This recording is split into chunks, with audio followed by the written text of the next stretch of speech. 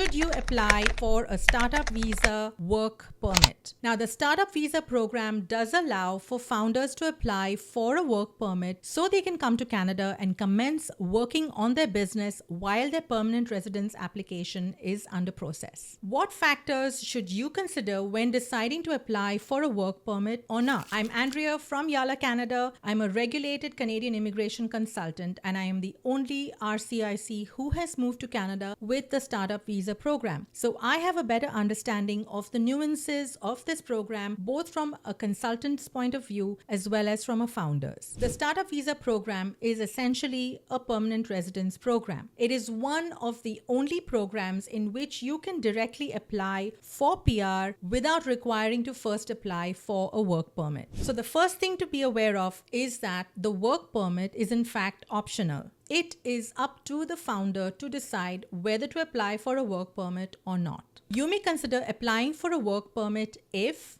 your business is such that it requires your physical presence in Canada for the development of your business, meeting with vendors, meeting with clients, hiring Canadians, and so on. This is the primary consideration. Namely, is there an urgent business need for you to be physically present in Canada to work on your business and startup? It is important to note and understand that this requirement supersedes any personal considerations that you may have as a founder. The personal factors you may consider can include you have the means to support yourself until the business starts to generate revenues. The reality of business today is that it can take a startup easily well over a year to generate revenues, and during this time you need to be able to support yourself and your lifestyle in Canada without any income. Remember, your work permit is a closed work permit, which means you cannot find a job elsewhere or open any other business. You may want to start your life and your family's life in Canada earlier, and you would not want to wait for the 2+ years it's going to take to get that PR. You believe it is helpful for your spouse to get an open work permit while you work on your startup business. You want your children to commence the Canadian education sooner rather than later.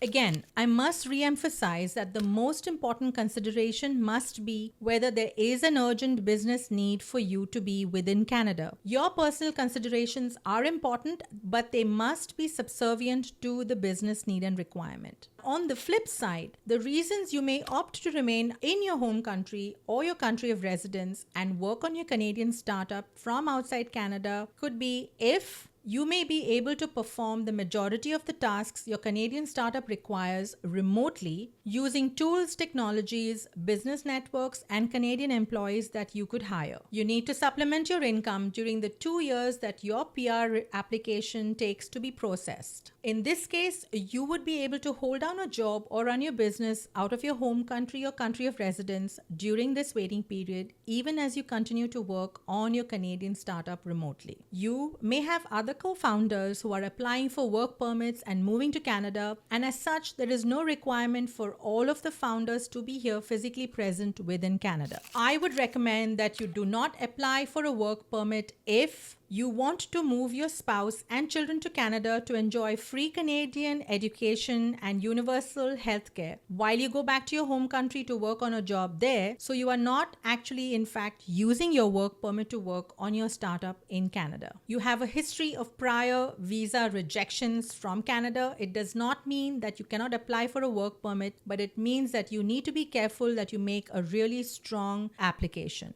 Your financials are weak and only meet the minimum threshold. Remember, for work permit applications, you have to not only show your personal settlement funds, but you also need to show availability of the entire investment amount that you have listed within your business plan. In the next video, I will share with you how you can make a stronger work permit application.